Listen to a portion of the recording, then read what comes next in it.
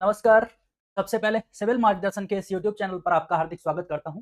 और आज के इस सेशन में हम डिस्कस करने जा रहे हैं राजस्थान आर्थिक समीक्षा का चैप्टर नंबर 7। चैप्टर 7 आधारित है आपके आधारभूत अवसंरचना की, इसमें बात की गई है। ठीक है, तो इसको सबसे पहले इस टर्म को हमें समझना होगा।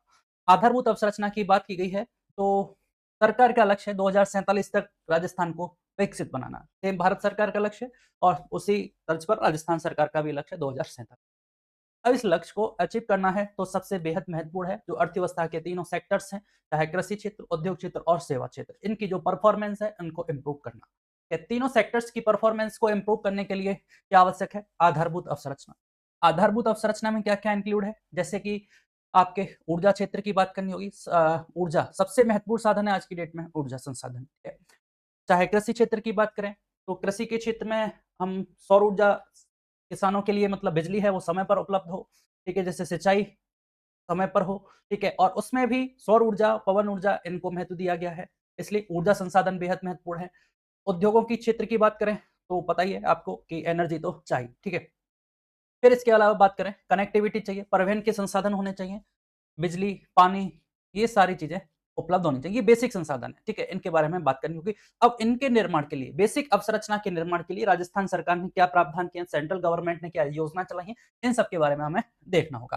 तो आज के सेशन में हम जानेंगे आधारभूत अवसंरचना का एक तत्व, ऊर्जा क्षेत्र की बात करेंगे और राजस्थान की वर्तमान में ऊर्जा सेक्टर्स में, एनर्जी सेक्टर है उसमें क्या स्थिति है। चाहे सौर ऊर्जा की बात करें, पवन ऊर्जा की बात करें, थर्मल एनर्जी की बात करें, ये सारी बातें अपन डिस्कस करने वाले हैं, ठीक है? तो चलिए। चैप्टर 7 आधारभूत अवसंरचना की बात की गई है और ऊर्जा क्षेत्र की वर्तमान स्थिति क्या है राजस्थान में, ये अपन देखने वाले हैं।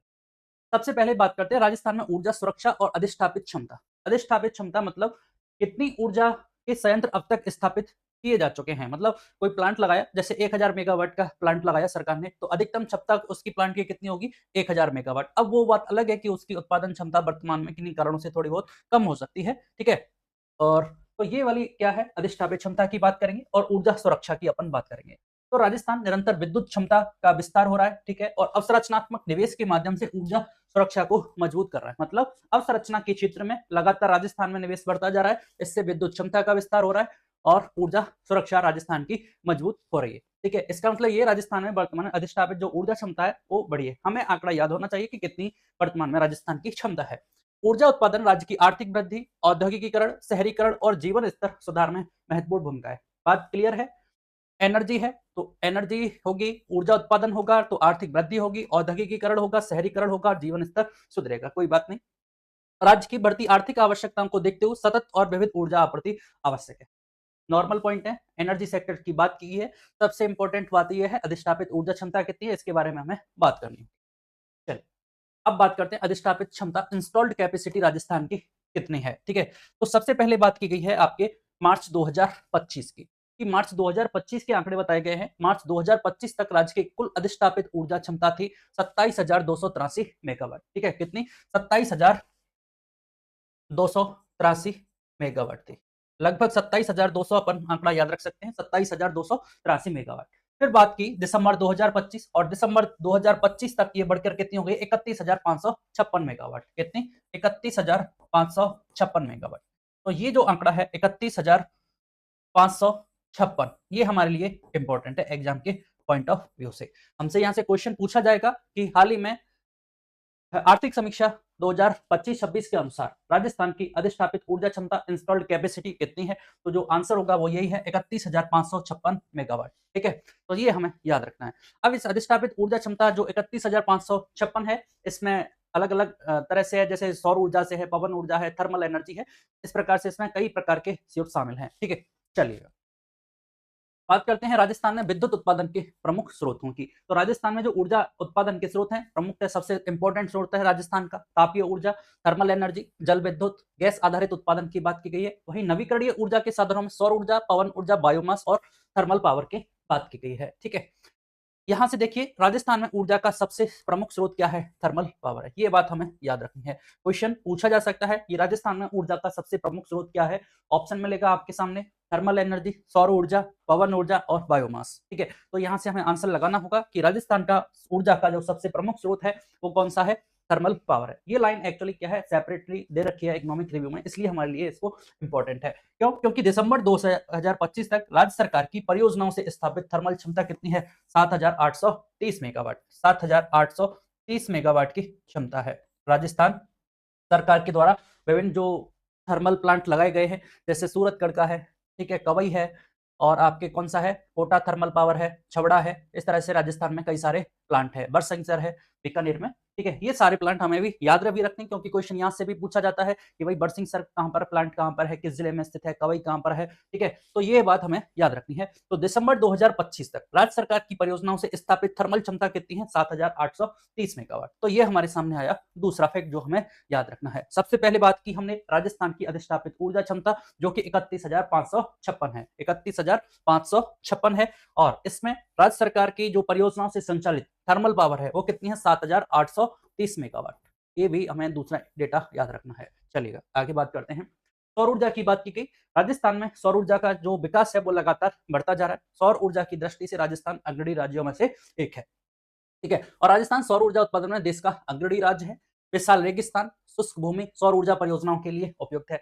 क्यों बढ़ता जा रहा है? क्योंकि राजस्थान में एक तो हमारे पास रेगिस्तान में खाली भूमि पड़ी है, वो उपयोगी है, और शुष्क भूमि है जो सौर ऊर्जा परियोजनाओं के लिए बेहतर कंडीशन उपलब्ध है, ठीक है। दिसंबर 2025 तक सौर ऊर्जा क्षमता देखिए कितनी है, 9898। सिंपल डेटा 98 मेगावाट है, ठीक है। तो ये हमारा रहा तीसरा डेटा जो हमें याद रखना है कि दिसंबर 2025 तक राजस्थान की सौर ऊर्जा क्षमता कितनी है, 98 मेगावाट। यहां से पहले हमने किसकी बात की, आपके 7830 मेगावाट की बात की, और इससे पहले हमने लगभग 31,556 था क्या, 31,556 556 मेगावाट, ठीक है। इस टोटल में से एक बात ये रही 7830 मेगावाट सौर ऊर्जा से 98 मेगावाट। और फिर बात की पवन ऊर्जा। पवन ऊर्जा के क्षेत्र में राजस्थान के अग्रणी जिले कौन से हैं, जैसलमेर और बाड़मेर पवन ऊर्जा के प्रमुख क्षेत्र हैं। क्वेश्चन यहाँ से पूछा जा सकता है कि राजस्थान में पवन ऊर्जा की दृष्टि से सबसे महत्वपूर्ण क्षेत्र कौन सा है, तो जैसलमेर और बाड़मेर है। दिसंबर 2025 तक की बात की गई, पवन ऊर्जा क्षमता कितनी है, 4416 मेगावाट। अगला हमें डेटा याद रखना है, 4416 मेगावाट। ये क्या है, आपकी पवन ऊर्जा है। पवन ऊर्जा की अधिष्ठापित ऊर्जा क्षमता राजस्थान में कितनी है, 4416 मेगावाट। राजस्थान देश की पवन ऊर्जा क्षमता में प्रमुख योगदान करता है, ठीक है। तो अब तक हमने 4 डेटा याद किए। राजस्थान की अधिष्ठापित ऊर्जा क्षमता दिसंबर 2025 तक कितनी है, 31,556 मेगावाट, जिसमें राजस्थान में थर्मल ऊर्जा का योगदान सर्वाधिक है। वो कितना है, 7,830 मेगावाट। फिर हमने बात की सौर ऊर्जा की। सौर ऊर्जा उत्पादन कितना है, 98 मेगावाट। फिर पवन ऊर्जा की तो 4416 4416 मेगावाट राजस्थान की अधिष्ठापित ऊर्जा क्षमता है। किसके माध्यम से, पवन ऊर्जा के माध्यम से। चलिए अगली बात करते हैं। फिर बात की गई नवीकरणीय ऊर्जा की स्थिति, ठीक है। नवीकरणीय ऊर्जा में वही बात करेंगे हम, सौर ऊर्जा, पवन ऊर्जा और बायोमास की बात करते हैं, बायोगैस की बात करते हैं। क्योंकि अभी हमने देखा कि देखिए यहाँ से 98 मेगावाट किसका है, सौर ऊर्जा का है, और 4416 मेगावाट पवन ऊर्जा का सहयोग है। और इधर से हम बात करें 7830 मेगावाट किसकी, थर्मल एनर्जी की। तो जब नवीकरणीय ऊर्जा की जो संसाधन है वो वर्तमान में बेहद महत्वपूर्ण है, और इसलिए यहाँ से हमें बताया गया है कि दिसंबर 2025 तक कुल स्थापित क्षमता में सौर ऊर्जा और पवन ऊर्जा की संयुक्त हिस्सेदारी कितनी है, 45.36% है। अब चूंकि जब ये data as it is economic review में दे रखा है तो हमारे लिए याद होना चाहिए। क्वेश्चन पूछा जा सकता है संयुक्त रूप से कि भाई आर्थिक समीक्षा 2025-26 के अनुसार दिसंबर 2025 से 25 तक कुल स्थापित क्षमता में सौर ऊर्जा और पवन ऊर्जा की संयुक्त हिस्सेदारी कितनी है, तो 45.36% की हिस्सेदारी है दोनों को मिलाकर। राज्य सतत विकास और हरित ऊर्जा की दिशा में आगे बढ़ रहा है, ठीक है। और राजस्थान भारत में रिन्यूएबल एनर्जी हब के रूप में उभर रहा है, ये हमें पता ही है, क्योंकि हमारे राज्य में सौर ऊर्जा के संयंत्र में विभिन्न जो योजनाएं चल रही हैं उनमें भी अग्रणी स्थान है, और विभिन्न प्रकार के सौर ऊर्जा पार्क भी राजस्थान में डेवलप किए गए हैं। इस बार कई प्रकार की नीति जारी की गई है राज्य में नवीकरणीय ऊर्जा को बढ़ावा देने के लिए। हर स्तर पर सरकार प्रयासरत है, ठीक है। तो ये डेटा हमारे लिए फिर से इंपॉर्टेंट हो जाता है कि राज्य में सौर ऊर्जा और पवन ऊर्जा की जो हिस्सेदारी है वो कितनी है, 45.36%, ठीक है। चलिए ये डेटा कंप्लीट दे रखा है, जिसमें से हमने बात की थी, देखो थर्मल ऊर्जा की 7830, ये राज्य की स्वयं और भागीदारी की परियोजना है। स्वयं की परियोजना 7830 मेगावाट, जिसमें जल विद्युत है 1017 मेगावाट, गैस के माध्यम से 600, और इस तरह से 9447 मेगावाट क्षमता हो जाती है। राज्य में कुछ परियोजना केंद्र सरकार द्वारा भी संचालित हैं, जिसमें कुछ तापीय हैं, जल विद्युत है, गैस है, परमाणु आधारित है। तो इस प्रकार से यहाँ से ये क्षमता होती है 3856 मेगावाट। और राजस्थान में विभिन्न प्रकार की कंपनी स्थापित की गई हैं, जैसे RREC, RSMML, और निजी क्षेत्र में पवन ऊर्जा, बायोमास, सौर ऊर्जा की परियोजना है, उनको मिलाकर 18,252 मेगावाट एनर्जी की बात की गई है। इस तरह से जो कुल योग बैठता है वो अधिष्ठापित ऊर्जा क्षमता का आपका कितना हो जाता है, आपके 31,556 मेगावाट बैठता है टोटल। ठीक है, तो जो इंपॉर्टेंट आंकड़े थे वो ये हमने देखे, ये हमें याद होने चाहिए एग्जाम के पॉइंट ऑफ व्यू से, क्योंकि यहाँ से देखिए डायरेक्ट सुमेलित करके भी पूछा जा सकता है। सामने ए ऑप्शन कुल अधिष्ठापित क्षमता, उसके बाद सौर ऊर्जा, पवन ऊर्जा और थर्मल ऊर्जा, इस तरह से बायोगैस भी पूछा जा सकता है। तो ये डेटा है जो हमें याद होना चाहिए। चलिएगा, नवीकरणीय ऊर्जा वृद्धि का उद्देश्य क्या है? कार्बन उत्सर्जन में कमी होगी, ऊर्जा सुरक्षा सुनिश्चित होगी, राष्ट्रीय हरित ऊर्जा लक्ष्यों की भी प्राप्ति होगी। ऊर्जा उत्पादन में संचयी वार्षिक वृद्धि दर की बात की गई। फिर से बात देखिए, इंपॉर्टेंट बात है। पिछले कुछ वर्षों में राजस्थान ने अपनी विद्युत उत्पादन क्षमता में सतत प्रगति की है। ठीक है, देखिएगा कितनी वृद्धि की है। 2020-21 से 2024-25 की बात की गई है। 2020-21 से 2024-25 तक कुल स्थापित क्षमता 5.55% संचयी वार्षिक वृद्धि दर CAGR compound annual growth rate कितनी है? मतलब इस आपके ऊर्जा उत्पादन की जो संचयी वार्षिक वृद्धि दर है CAGR compound annual growth rate, वो कितनी रही है? वो 5.55% की दर रही है। ठीक है, फिर ये डेटा हमारे लिए इंपॉर्टेंट हो जाता है कि 5.55% की संचयी वार्षिक वृद्धि दर है किसमें? आपके ऊर्जा उत्पादन में। क्वेश्चन पूछा जा सकता है कि ऊर्जा उत्पादन में CAGR कितना रहा है। ठीक है, जो आपकी वार्षिक वृद्धि दर है, संचयी वार्षिक वृद्धि दर, वो कितनी है? तो 5.55% है। नवीकरणीय ऊर्जा का यह तीव्र विस्तार अनुकूल नीतियों, तकनीकी विकास और हरित ऊर्जा में बढ़ते निवेश के कारण आगे भी जारी रहने की उम्मीद है। क्यों? क्योंकि राजस्थान में सरकार ने विभिन्न अनुकूल नीतियां बनाई हैं, तकनीकी विकास है, ठीक है, हरित ऊर्जा में निवेश बढ़ रहा है, इसके कारण ये सरकार कह रही है कि ये जारी रहने की उम्मीद बरकरार है। अभी तक ये दर 5.55 है और आगे भी ये जारी रहने की उम्मीद है। ठीक है, तो ये डेटा हमें फिर से याद रखना, 5.55%।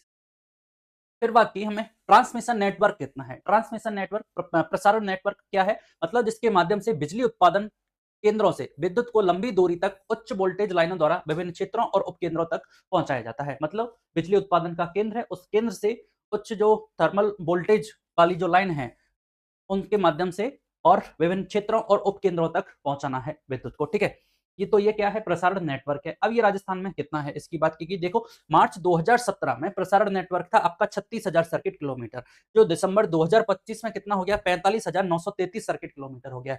मतलब 36,000 से बढ़कर कितना हो गया? डायरेक्ट याद रखेंगे, 36,000 से बढ़कर लगभग कितना हो गया? 45,000 आपके 933। तो ये डेटा है, फिर हमारे लिए इंपॉर्टेंट है। क्वेश्चन यहाँ से पूछा जा सकता है कि राजस्थान में प्रसारण नेटवर्क कितना है? तो 45,933 सर्किट किलोमीटर है। 2016-17 से दिसंबर 2025 तक कुल प्रसारण नेटवर्क में 27.31% की वृद्धि दर्ज की गई है। देख पा रहे हैं 36,000 था। 36,000 कब? 2017 में। 2017 में 36,000 था, जो दिसंबर 2025 में बढ़कर 45,933 सर्किट किलोमीटर हो गया है। कितना? 45,933 सर्किट किलोमीटर हो गया है। इस प्रकार इसमें लगभग 27% की वृद्धि दर्ज की गई है। ठीक है, चलिए ऊर्जा उपलब्धता की बात करें और उसका उपभोग, कितनी करोड़ यूनिट अवेलेबल है? तो देखिए 2021-22 में कुल ऊर्जा उपलब्धता 90-80 करोड़ यूनिट की। डायरेक्ट डेटा को याद करेंगे, कितनी यूनिट है? 90-80 करोड़ यूनिट। इतनी करोड़ यूनिट अवेलेबल थी, और जो कि 2024-25 से बढ़कर 11,770 हो गई। वर्तमान में कितनी उपलब्धता है? 11,700 करोड़ यूनिट उपलब्धता है। ठीक है, 90-80 से बढ़ के और कितना हो गया है? 11,700 करोड़ यूनिट अवेलेबल है। ठीक है, इसका मतलब इसमें भी कितनी प्रतिशत की वृद्धि दर्ज की गई है? आपके लगभग 29% की वृद्धि दर्ज की गई है। ये डेटा हमें याद रखना है। उपभोक्ताओं की संख्या देखिए, मार्च 2025 तक उपभोक्ता थे 197 लाख। कितने उपभोक्ता?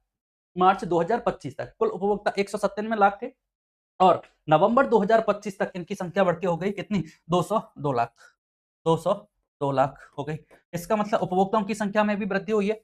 ठीक है, अब ये कितनी वृद्धि लगी है? लगभग 2.44% की वृद्धि उपभोक्ताओं में हुई है। इसका मतलब क्या है? इसका मतलब यह है कि विद्युत कनेक्शन बढ़े हैं, गांव की को क्या किया गया है? विद्युतीकरण किया गया है। ठीक है, फिर अगला फैक्ट आपका यही है कि ग्रामीण विद्युतीकरण दिसंबर 2025 तक 43,965 गांव का विद्युतीकरण किया गया है। तो ये डेटा हमें याद रखना है, 43,965 गांव का विद्युतीकरण किया गया है। 43,965। सिंपल सी बात है, विद्युत होगा, ग्रामीण जीवन स्तर में सुधार होगा, आर्थिक विकास को बढ़ावा होगा और राज्य ने 100% ग्रामीण विद्युतीकरण की दिशा में महत्वपूर्ण प्रयास, ठीक है। तो जो अब तक डेटा आया है ये हमें याद रखना है। सबसे पहले हमने बात की राजस्थान की अधिष्ठापित ऊर्जा क्षमता, वो कितनी थी आपकी 31,556 मेगावाट थी, ठीक है। अब इस 31,556 में थर्मल की बात की हमने, तो थर्मल की लगभग 78-30 मेगावाट थी, ठीक है। फिर हमने सौर ऊर्जा की बात की, सौर ऊर्जा कितना था 98 मेगावाट, ठीक है। फिर बात की हमने पवन ऊर्जा की, और पवन ऊर्जा कितना था 4,416 मेगावाट, ठीक है। ये तीनों आंकड़े इंपॉर्टेंट है। 31,556 मेगावाट राजस्थान की अधिष्ठापित ऊर्जा क्षमता, जिसमें थर्मल ऊर्जा का योगदान राज्य स्तरीय थर्मल ऊर्जा का योगदान कितना है 78-30 मेगावाट, सौर ऊर्जा का 98 मेगावाट और पवन ऊर्जा का 4,416 मेगावाट योगदान था, ठीक है। फिर हमने ट्रांसमिशन सर्किट की बात की, तो वो कितना था लगभग 45,000 हो गया था, लगभग 45,000। एग्जैक्ट डेटा की बात करते हैं, एग्जैक्ट कितना था, ये आपका ट्रांसमिशन नेटवर्क लगभग 45,933 हो गया है, 45,933।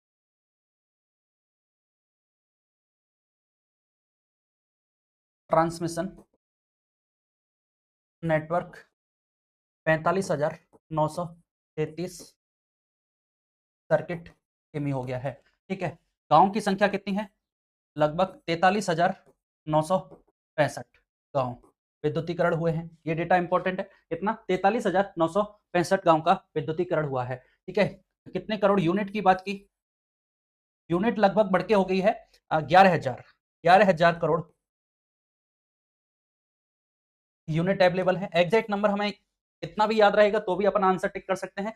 देखिए आप लगभग इसकी संख्या में कितनी बढ़ोतरी हुई है, 90-80 से बढ़कर 11,770 हुआ गया है, ठीक है। कितना 11,770, एग्जैक्ट लगभग 11,770 करोड़ यूनिट अवेलेबल हैं, इसमें भी वृद्धि दर्ज हुई है आपकी, ठीक है। तो ये कुछ महत्वपूर्ण आंकड़े जो हमें याद रखने हैं, इसमें से कोई सा क्वेश्चन भी आपसे पूछा जा सकता है। आगे बात करते हैं। अब जो ये अधिष्ठापित ऊर्जा क्षमता है जितनी हमने प्राप्त की है, इसके कुछ स्कीम्स के माध्यम से प्राप्त की है, जिसमें से हम पहली स्कीम देख रहे हैं कौन सी, पीएम सूर्य घर मुफ्त बिजली योजना, ठीक है। अब नाम से क्लियर है, पीएम सेंट्रल गवर्नमेंट की स्पॉन्सर्ड स्कीम है। सूर्य घर मतलब सौर ऊर्जा से संचालित की बात की गई है, घरों पर और मुफ्त बिजली पहुंचानी है, ये इस स्कीम का उद्देश्य है, ठीक है। योजना की शुरुआत कब हुई, 13 फरवरी 2024 से योजना प्रारंभ की गई है। तो याद रखना है पहला फैक्ट इस स्कीम के बारे में कि पीएम सूर्य घर मुफ्त बिजली योजना कब प्रारंभ हुई, तो 13 फरवरी 2024, 13 फरवरी 2024 से ये योजना प्रारंभ हुई है। कब से, 13 फरवरी 2024 से। उद्देश्य क्या है, 1 करोड़ घरों में सौर संयंत्र लगाना है। दूसरा इंपॉर्टेंट फैक्ट यही है कि कितने घरों को लाभान्वित करना है, 1 करोड़ घरों को सौर ऊर्जा से संचालित संयंत्र स्थापित करना है। इसके माध्यम से क्या होगा, प्रति माह 300 यूनिट मुफ्त बिजली उपलब्ध होगी। कितने, 300 यूनिट मुफ्त बिजली उपलब्ध करानी है, क्योंकि हमने यहां से देखा पीएम सूर्य घर मुफ्त बिजली, घरों पर सौर ऊर्जा संयंत्र स्थापित करना है, और सौर ऊर्जा संयंत्र स्थापित करने से क्या फायदा होगा, 300 यूनिट मुफ्त बिजली उपलब्ध होगी, ठीक है। अनुदान कैसे दिया जाएगा, अनुदान की बात करें तो इस योजना के तहत अधिकतम अनुदान दिया जा रहा है 78,000 रुपए, ठीक है। अधिकतम अनुदान की बात की गई है 78,000 रुपए है। किस पर है, 3 किलोवाट या उससे अधिक क्षमता का संयंत्र स्थापित करना है। अब इसमें 1 किलोवाट तक का संयंत्र स्थापित करते हैं तो 30,000, 2 किलोवाट तक के 60,000 और 3 किलोवाट तक के संयंत्र पर 78,000 रुपए का अनुदान दिया जाएगा।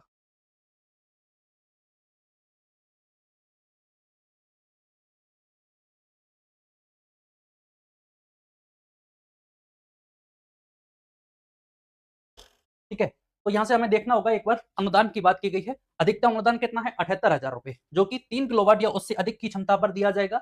अब इसमें अलग अलग प्रावधान किए गए, 1 किलोवाट तक 30,000, 2 किलोवाट तक 60,000 और 3 किलोवाट या उससे अधिक का अगर हम संयंत्र स्थापित करते हैं तो हमें 78,000 रुपए अधिकतम अनुदान दिया जाएगा, ठीक है। तो ये हमारे लिए महत्वपूर्ण है।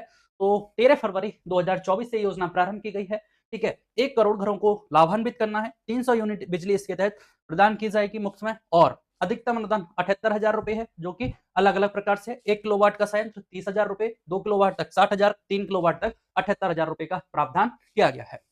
चलिए, रूफटॉप सौर संयंत्र हेतु सब्सिडी उपलब्ध है। पंजीकरण, अनुमोदन और अनुदान वितरण की पूर्णतः ऑनलाइन प्रणाली है। अब इसमें राजस्थान की स्थिति देखिए। राजस्थान सरकार का लक्ष्य है, राजस्थान में 5 लाख घरों में सोलर रूफटॉप संयंत्र स्थापित करने का लक्ष्य है और दिसंबर 2025 तक की स्थिति यह है कि 1.22 लाख उपभोक्ता इससे लाभान्वित हुए हैं और 493 मेगावाट सोलर रूफटॉप क्षमता स्थापित हुई है। ठीक है, तो ये भी बात हमें याद रखनी होगी कि राजस्थान में कितने घरों को लाभान्वित करना है, इससे 5 लाख घरों को सोलर रूफटॉप संयंत्र स्थापित करना है। ठीक है, अब यहाँ से हाल ही में इस योजना के वर्तमान की स्थिति बताई गई है कि राजस्थान की स्थिति क्या है वर्तमान में क्रियान्वयन में।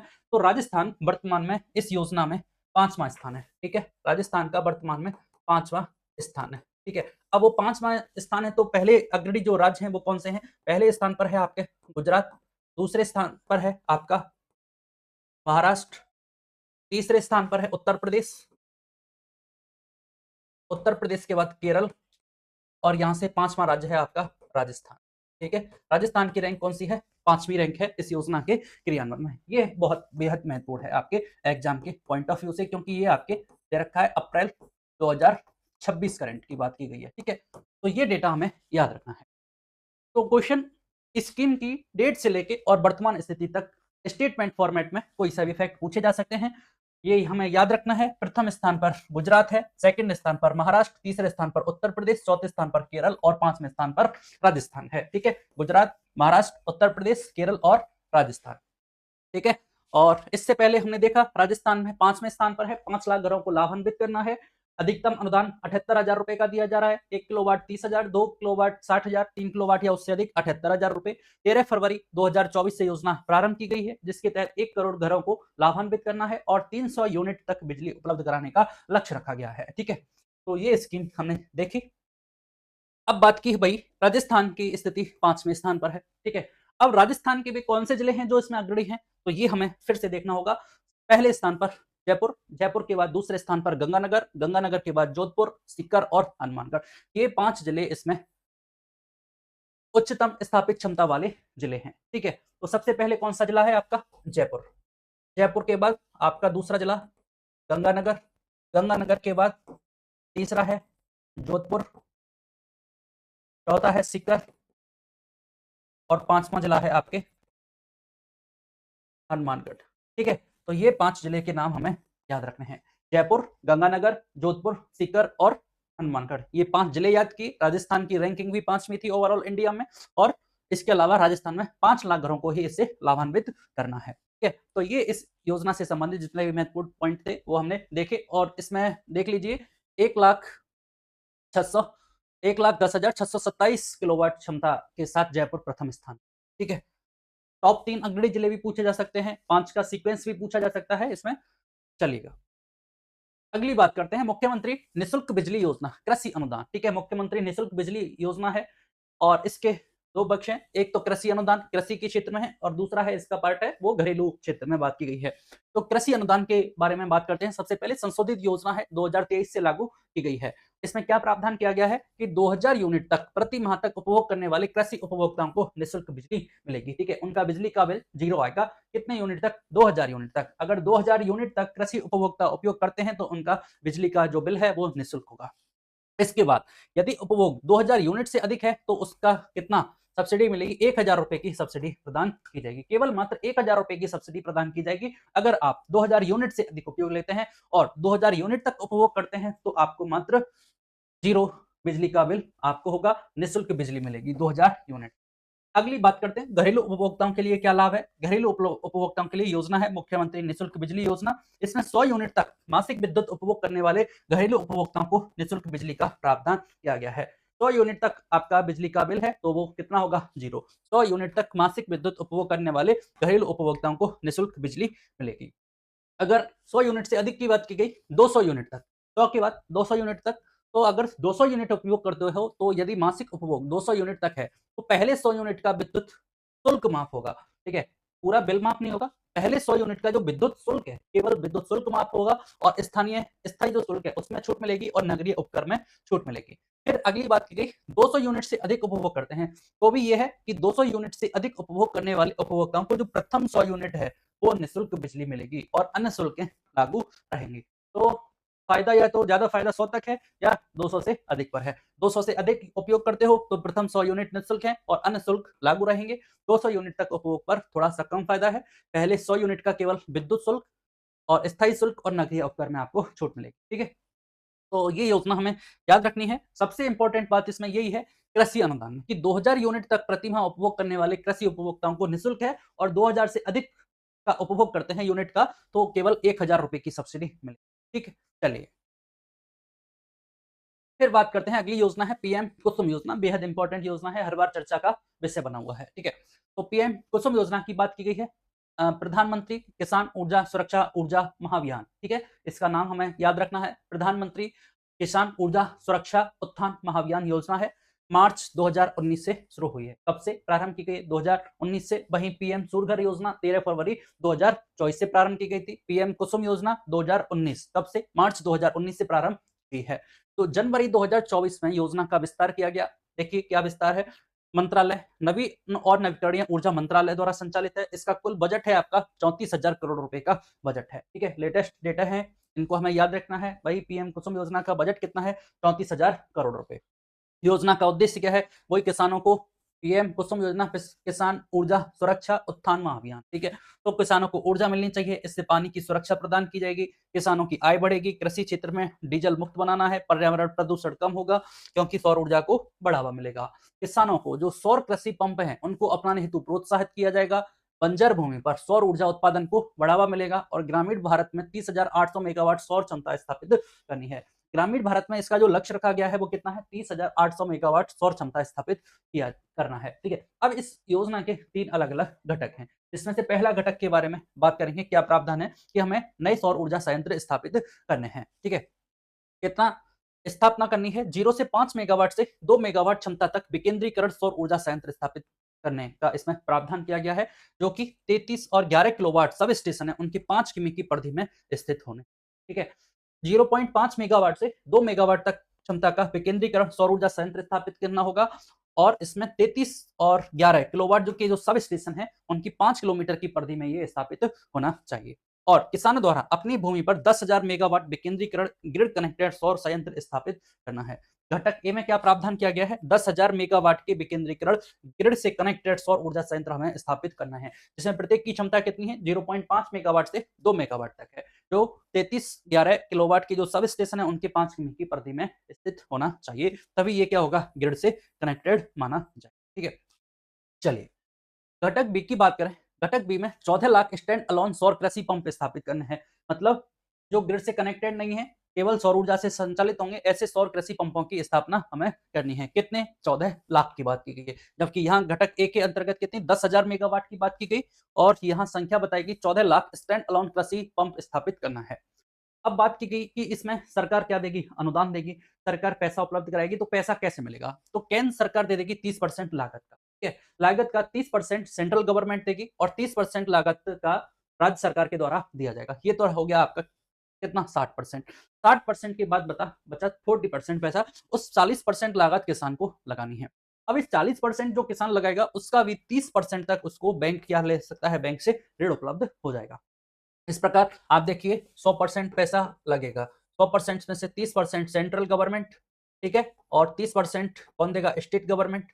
40% की बात रही किसान की, ठीक है, 40% कौन देगा? किसान। और इस किसान को 40% में से 30% कौन दे देगी? बैंक लोन दे देगी और किसान को केवल 10% पैसा ही देना होगा। 10% पैसा किसको देना है? किसान को। टोटल ओवरऑल तो लोन चुकाना ही पड़ेगा, 30% प्लस 10% 40%, ये तो उसको अनुदान के रूप में मिल जाएगा। ठीक है, तो ये बात अनुदान की राशि हमें याद रखनी है कि भाई 30% सेंट्रल गवर्नमेंट, 30% स्टेट गवर्नमेंट, किसान 40% दे देगा और इस 40% में से 30% तक का बैंक ऋण वो ले सकता है। वहीं हमने पीएम सूर्य घर योजना के तहत देखा था 78,000 की राशि मिल रही थी, जो कि 1 किलोवाट तक 30,000, 2 किलोवाट तक 60,000 और 3 किलोवाट या उससे अधिक का संयंत्र स्थापित करते हैं तो अधिकतम 78,000 रुपए का अनुदान मिल रहा था। ठीक है, चलिए घटक सी की बात की गई है। यहां तो देखिए 14 लाख स्टैंड अलोन सौर कृषि पंप स्थापित करने हैं, मतलब नए सौर कृषि पंप स्थापित करने हैं।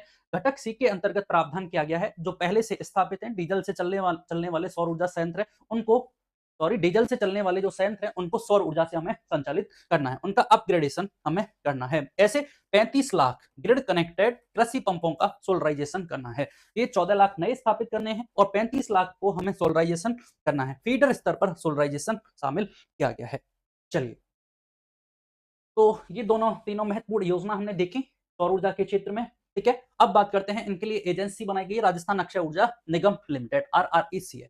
तो इस RRECL को राजस्थान अक्षय ऊर्जा निगम लिमिटेड को ministry of new and renewable energy की राज्य स्तरीय नोडल एजेंसी घोषित किया गया है। अगर नवीकरणीय ऊर्जा के क्षेत्र में राज्य की नोडल एजेंसी पूछा जाए तो वो कौन सी है? राजस्थान अक्षय ऊर्जा निगम लिमिटेड। इसका कार्य क्या है? गैर परंपरागत ऊर्जा स्रोतों से ऊर्जा उत्पादन को बढ़ावा देना है। वही RRECL जो ब्यूरो ऑफ एनर्जी एफिशिएंसी है, कौन सी? BEE संस्था है, ब्यूरो ऑफ एनर्जी एफिशिएंसी, उसकी भी नामित एजेंसी इसको घोषित किया गया है, जिसका काम क्या है? ऊर्जा दक्षता और ऊर्जा संरक्षण को बढ़ावा देती है। ये जो BEE है ये ऊर्जा दक्षता और ऊर्जा संरक्षण को बढ़ावा देती है। तो इस तरह से हम कह सकते हैं ministry of new and renewable energy और ब्यूरो ऑफ एनर्जी एफिशिएंसी दोनों की जो नामित एजेंसी है राज्य की, वो कौन सी है? राजस्थान अक्षय ऊर्जा निगम लिमिटेड।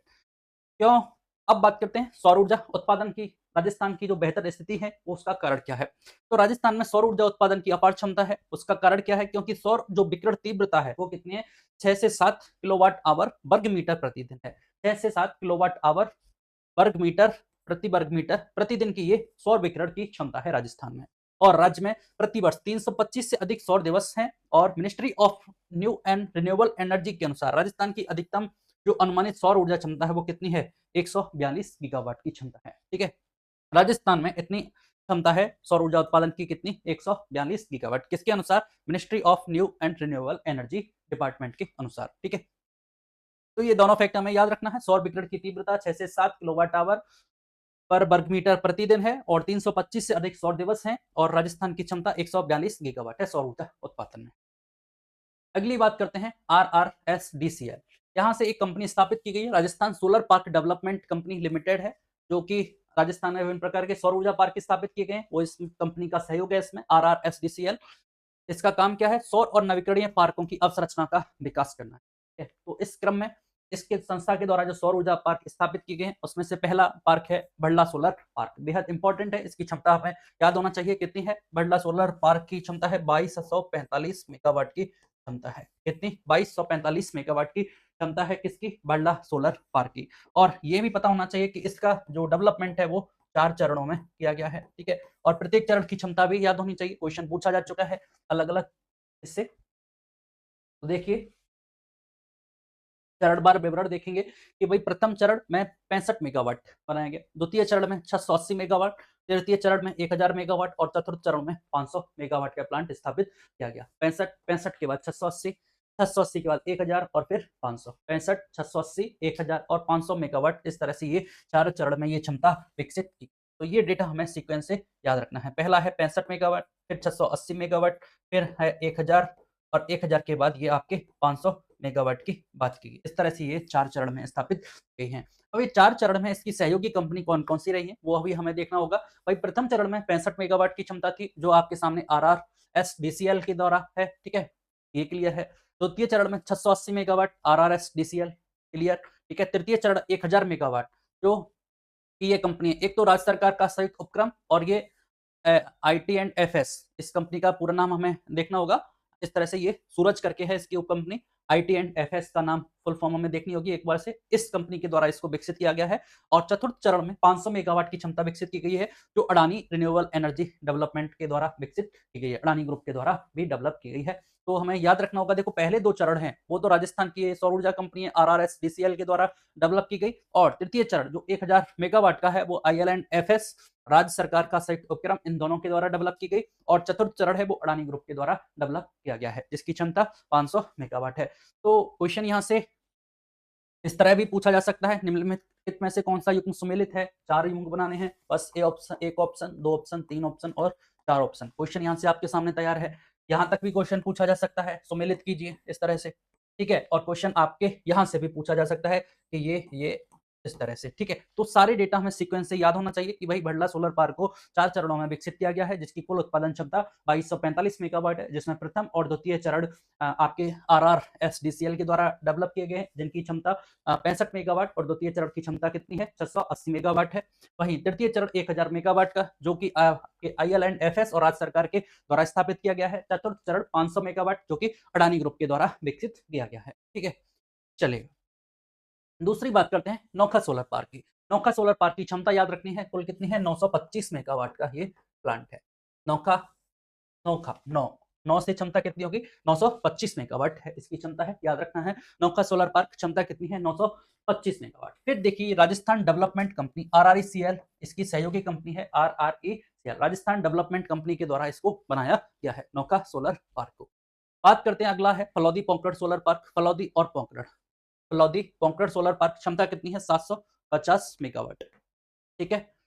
750 मेगावाट है, 450 मेगावाट जिसमें से स्थापित हो चुकी है, और इसका विकास किसके द्वारा SL Surya energy company of Rajasthan limited, कौन सा ग्रुप एसएल सूर्या ग्रुप के द्वारा इसको डेवलप किया गया है। तो क्वेश्चन फिर बनेगा, आपने देखा फलौदी वाला, फलौदी पोंकरण, नौका solar park, Bhadla solar park, इनकी क्षमताएं पूछ लेगा। तो हमें यह भी याद होना चाहिए कि भाई सबसे पहले भड़ला कितना था 2245, नौका 925, फलौदी पोंकरण 750 मेगावाट इसकी क्षमता है। इस तरह से सीक्वेंस में भी पूछा जा सकता है, मैच ऑफ द फॉलोइंग में पूछा जा सकता है ना। चलिए अगला है फतेहगढ़। फतेहगढ़ ने फतेह पाई कितनी 1500 मेगावाट, 1500 मेगावाट है, और इन दोनों से आगे निकला नौका और फलौदी पोंकरण से।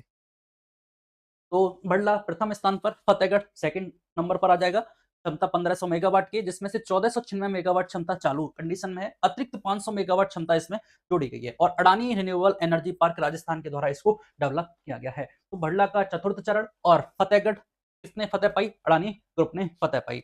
फिर बात करते हैं Pungal solar park. Pungal solar park कितना है 2450 मेगावाट है, और आपके RRSDCL कंपनी के द्वारा इसको विकसित किया गया है। 3 चरणों में विकसित किया जाएगा, इसमें 1000 के 2 चरण और बचा हुआ 450 मेगावाट का 1 चरण, इस तरह से इसको 3 चरणों में विकसित किया जाएगा।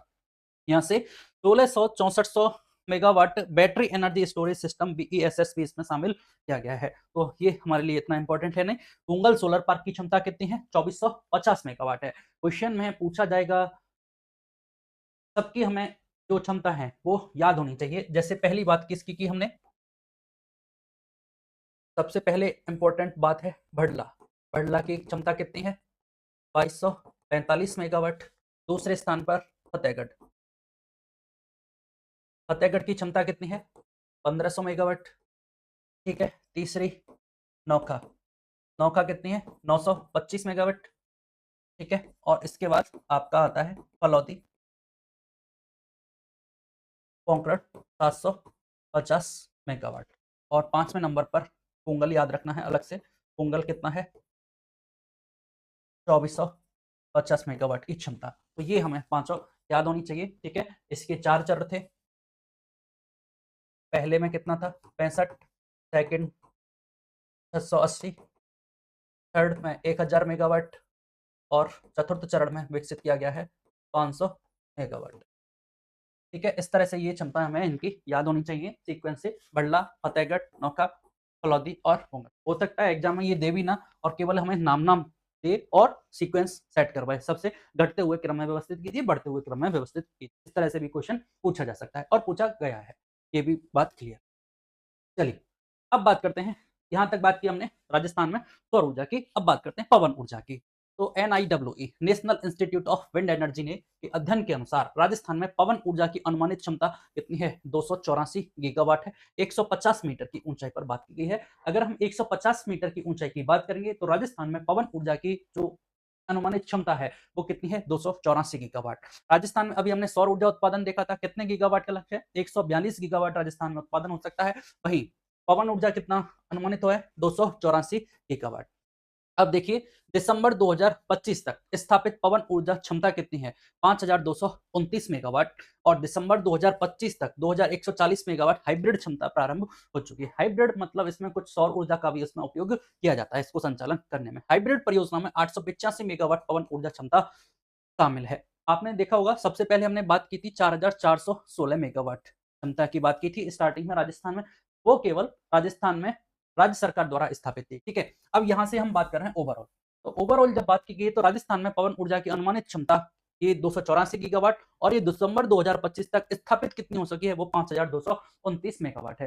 तो हमें दोनों डेटा याद रखने होंगे, क्वेश्चन की लैंग्वेज को देखना होगा और उस हिसाब से हमें ऑप्शन पिक करना होगा। 5229 मेगावाट, इसका मतलब कहीं ना कहीं आंकड़ा बढ़ चुका है, ठीक है, क्योंकि आप देखिए इसमें 2025 तक 2140 मेगावाट हाइब्रिड क्षमता प्रारंभ हो गई है और हाइब्रिड परियोजनाओं में 885 मेगावाट पवन क्षमता भी शामिल है।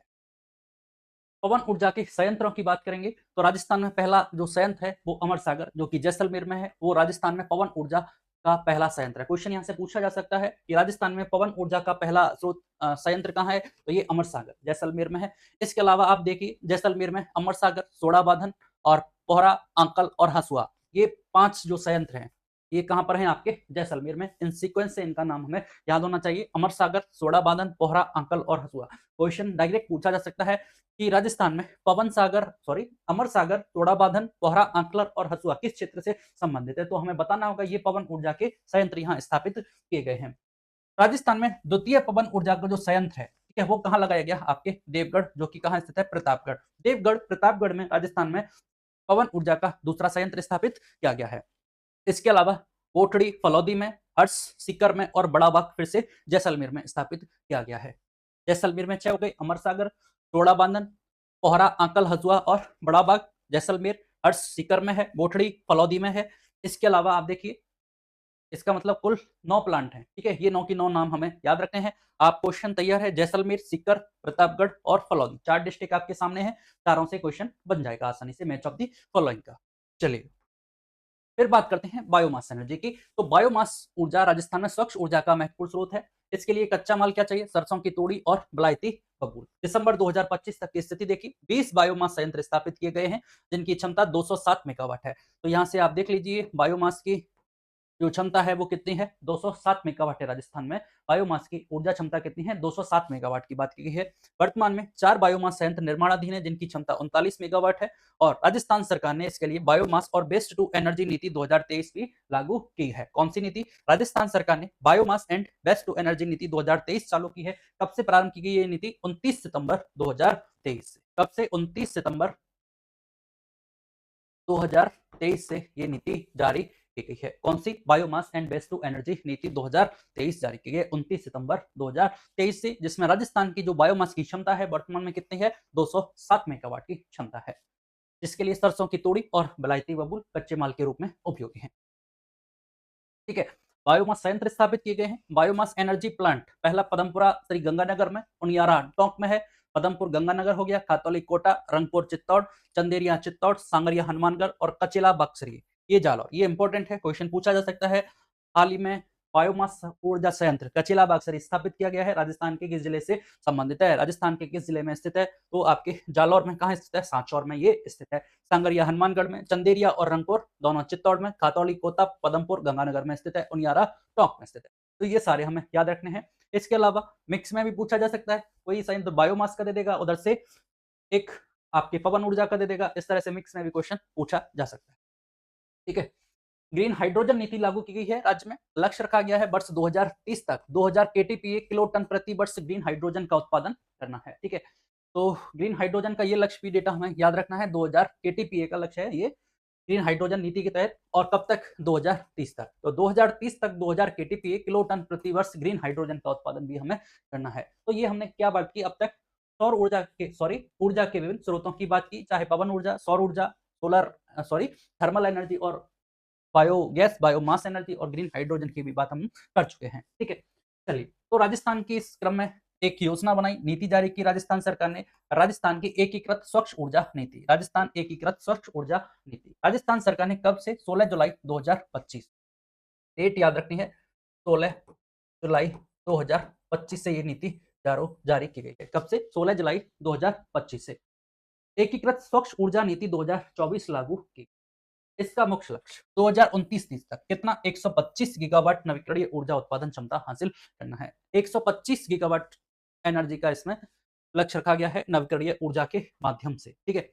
अब इस 125 गीगावाट को डिवाइड किया गया है सौर ऊर्जा में, पवन और हाइब्रिड एनर्जी में, पंप भंडारण और बैटरी भंडारण ऊर्जा में, ठीक है। तो ये तीनों फैक्ट और आपका ये फैक्ट इंपॉर्टेंट है, क्वेश्चन यहाँ से पूछा जाता है और पूछा गया है। ठीक, सौर ऊर्जा से कितनी है, 90,000 मेगावाट की बात की गई। पवन और हाइब्रिड ऊर्जा से, पवन और हाइब्रिड ऊर्जा दोनों से 25,000, एग्जैक्ट नाम याद होना चाहिए हमें कि सौर ऊर्जा से 90,000 मेगावाट, पवन और हाइब्रिड दोनों को मिलाकर 25,000, और पंप भंडारण और बैटरी भंडारण, भंडारण की बात की पंप से चाहे बैटरी से कितनी, 10,000 मेगावाट की, पवन और हाइब्रिड को मिलाकर 25,000 मेगावाट की, और सौर ऊर्जा से 90,000 मेगावाट क्षमता हमें स्थापित करनी है, जो टोटल कितनी है 125 गीगावाट है, जो कब तक हासिल करनी है 2029-30 तक। और ये जो एकीकृत स्वच्छ ऊर्जा नीति है वो 16 जुलाई 2025 को अधिसूचित है, और एकीकृत स्वच्छ ऊर्जा नीति ये 2024 को लागू की गई है। तो सबसे इंपॉर्टेंट जो डेटा है वो ये है, तीन तो ये और दो डेटा ये है कि ये जो लक्ष्य है 2029-30 तक हमें प्राप्त करना है 125 गीगावाट का, जिसमें सौर ऊर्जा कितना है 90,000 मेगावाट, पवन ऊर्जा और हाइब्रिड ऊर्जा दोनों को मिलाकर 25,000 मेगावाट, और इसके अलावा भंडारण किसके माध्यम से, पंप और बैटरी भंडारण के माध्यम से 10,000 मेगावाट का लक्ष्य स्थापित। ये आपके क्षेत्रवार लक्ष्य के बारे में बात की गई। ठीक है, चलिए, उद्देश्य क्या है, जीवाश्म ईंधन पर निर्भरता कम होगी, कार्बन उत्सर्जन में कमी होगी, ऊर्जा में आत्मनिर्भरता प्राप्त करने का उद्देश्य है। अगली बात करते हैं, तो यहां तक हमने एनर्जी के जितने भी फैक्ट्स थे उन सबके बारे में चर्चा। ठीक है, तो एक बार रिवाइज करते हैं सारे फैक्ट्स को एक बार के लिए फटाफट।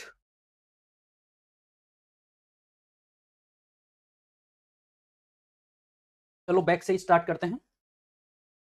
सबसे पहले बात की है राजस्थान की एकीकृत स्वच्छ ऊर्जा नीति 2024, 16 जुलाई 2025 को अधिसूचित, 2029-30 तक लक्ष्य रखा गया है कितना 125 गीगावाट का लक्ष्य रखा गया है, जिसको 3 भागों में डिवाइड किया गया है। सौर ऊर्जा के माध्यम से कितना 90,000 मेगावाट, पवन ऊर्जा और हाइब्रिड ऊर्जा के माध्यम से 25,000 मेगावाट स्थापित करना है। वहीं भंडारण क्षमता की बात की किसके माध्यम से, पंप और बैटरी के माध्यम से कितना है 10,000 मेगावाट की बात की गई है, और ये लक्ष्य हमें 2029-30 तक प्राप्त करना है। ठीक है, ये राजस्थान की एकीकृत स्वच्छ ऊर्जा नीति की बात रही। फिर बात की गई राजस्थान में बायोमास ऊर्जा के बारे में, तो बायोमास ऊर्जा के लिए जो कच्चा माल है वो सरसों की तोड़ी और विलायती बबूल है। दिसंबर 2025 तक 20 संयंत्र स्थापित किए गए हैं जिनकी क्षमता 207 मेगावाट है। ठीक है, इसके बाद biomass and waste to energy नीति 2023 लागू की गई, जिस कब से 29 सितंबर 2023 से जो प्रभावी है, और इसके लिए कुछ संयंत्र स्थापित किए गए हैं, जैसे उनियारा टोंक में, पदमपुर गंगानगर, खातौली कोटा, रंगपुर, चंदेरिया चित्तौड़, सांगरिया हनुमानगढ़, कचेला बागसरी इंपॉर्टेंट है, जालौर में ये स्थापित किया गया है। इसके बाद बात करते हैं पवन ऊर्जा के बारे में। तो पवन ऊर्जा national institute of wind energy क्या बताया है, राजस्थान में 150 मीटर की ऊंचाई पर कितनी क्षमता है 284 गीगावाट की राजस्थान की क्षमता स्थापित की गई है। और राजस्थान में पवन ऊर्जा क्षमता कितनी है दिसंबर 2025 तक 5229 मेगावाट, 5229 मेगावाट की क्षमता है। ठीक है, इसके बाद बात करते हैं किसकी, पवन ऊर्जा के संयंत्र, जैसे अमर सागर, सोड़ा बांधन, पोहरा, आंकल और हसुआ जैसलमेर में है, बड़ा बाग जैसलमेर में, हर्ष सीकर में, मोठड़ी ये आपके फलौदी में, और देवगढ़ प्रतापगढ़ में स्थापित किया गया है। सौर ऊर्जा के बारे में देखिए, राजस्थान में सौर ऊर्जा का पार्क है, बड़ला सोलर पार्क की क्षमता कितनी है 2245 मेगावाट है, 4 चरणों में विकसित किया गया है, जिसका पहला चरण 65 मेगावाट, दूसरा 680 मेगावाट, तृतीय 1000 मेगावाट और चौथा है 500 मेगावाट, जो कि प्रथम और जो द्वितीय है वो RRSDCL के द्वारा, तृतीय चरण IL&FS और राज्य सरकार के द्वारा स्थापित है, और चतुर्थ चरण आपके अडानी ग्रुप के द्वारा विकसित किया गया है। दूसरी बात की नोखा 925 मेगावाट क्षमता है। ठीक है, राजस्थान डेवलपमेंट कंपनी के द्वारा इसको विकसित किया गया है। तीसरे फलौदी पोंकरण 750 मेगावाट क्षमता, एसएल ग्रुप के द्वारा इसको डेवलप किया गया है। फिर हमने बात की फतेहगढ़ सोलर पार्क 1500 मेगावाट का, और अडानी ग्रुप के द्वारा इसको विकसित किया गया है। पुंगल 3 चरणों में विकसित किया गया है, 2450 मेगावाट इसकी क्षमता है। पहले दो कैसे है 1000 मेगावाट और 450 मेगावाट, इस तरह इसको 3 चरणों में विकसित किया जाना है। ठीक है, तो ये हमने बात की आपके सौर ऊर्जा के विभिन्न पार्कों की, और इससे पहले हम बात कर चुके हैं स्टार्टिंग से। अब एक बार जो स्थापित क्षमता थी राजस्थान की, इसके बारे में हम बात कर लेते हैं। सबसे इंपॉर्टेंट फैक्ट्स वही हैं एक बार के लिए। तो इसमें सबसे पहले हमने बात की राजस्थान की अधिस्थापित ऊर्जा क्षमता कितनी हो गई है 31,556 मेगावाट हो गई है दिसंबर 2025 तक, 31,556 मेगावाट, जिसमें से राजस्थान की जो थर्मल पावर है वो 7,830 मेगावाट है। ये राज्य सरकार के द्वारा जो संचालित परियोजना है उनके माध्यम से 7,830 मेगावाट। इसके बाद सौर ऊर्जा की बात करी हमने दिसंबर 2025 तक, तो ये 98 मेगावाट है। पवन ऊर्जा दिसंबर 2025 तक पवन ऊर्जा क्षमता 4,416 मेगावाट है। आगे बात करते हैं नवीकरणीय ऊर्जा की स्थिति। पवन ऊर्जा और सौर ऊर्जा दोनों को मिलाकर राजस्थान में कितना योगदान है? दोनों की हिस्सेदारी 45.36% की हिस्सेदारी है दोनों को मिला के, ठीक है। इसके बाद बात करते हैं ऊर्जा उत्पादन की जो संचयी वार्षिक वृद्धि दर है CAGR, उसमें कितनी है वो दर? 5.55% की दर है। प्रसारण नेटवर्क की बात करेंगे तो ये बढ़कर लगभग 45,933 सर्किट किलोमीटर हो गया है। पहले 36,000 था, 36,000 से बढ़कर कितना? 45,933 सर्किट किलोमीटर, जिसमें 27% की वृद्धि दर्ज की गई है। 36, 45 और 27% की इसमें वृद्धि दर्ज की गई। फिर ऊर्जा उपलब्धता जो कि 90-80 करोड़ यूनिट से बढ़कर कितनी? 11,770 करोड़ यूनिट उपलब्ध है, जिसमें 29% की वृद्धि दर्ज की गई। ये आंकड़ा हमें याद रखना है, 11,700 करोड़ यूनिट अवेलेबल है। उपभोक्ताओं की संख्या कितनी है? 202 लाख है, ठीक है। फिर बात की कितने गांव का विद्युतीकरण हो चुका है? 43,965 गांव का विद्युतीकरण हो चुका है। कितने? 43,965 गांव का विद्युतीकरण हो चुका है। चलिए आगे बात करते हैं। तो ये हमने देखा। फिर बात की पीएम सूर्य घर मुफ्त बिजली योजना 13 फरवरी 2024 से प्रारंभ है। 1 करोड़ घरों को सौर ऊर्जा से संयंत्र स्थापित करने हैं। 300 यूनिट तक मुफ्त बिजली अवेलेबल करानी है। अनुदान है अधिकतम 78,000 रुपए, 1 किलोवाट तक 30,000, 2 किलोवाट तक 60,000 और 3 किलोवाट तक हमें 78,000 रुपए की अनुदान राशि दी जाएगी इसके तहत।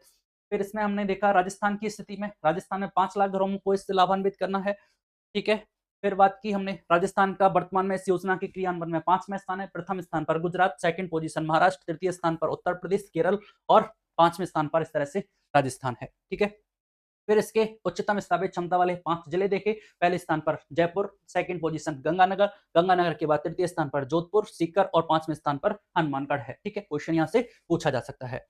फिर बात करते हैं मुख्यमंत्री निःशुल्क बिजली योजना। तो इसमें 2023 में संशोधन किया गया, 2000 यूनिट तक फ्री है। 2000 यूनिट के से ज्यादा उपयोग करते हैं तो केवल 1000 रुपए की सब्सिडी प्रदान की जाएगी। घरेलू उपभोक्ताओं की बात की तो घरेलू उपभोक्ताओं को लिए 100 यूनिट तक तो क्या है? मुफ्त है। 100 यूनिट के बाद 200 यूनिट की उपभोग करते हो तो केवल 100 यूनिट का विद्युत शुल्क, स्थायी शुल्क और नगरीय उपकर में छूट दी जाएगी।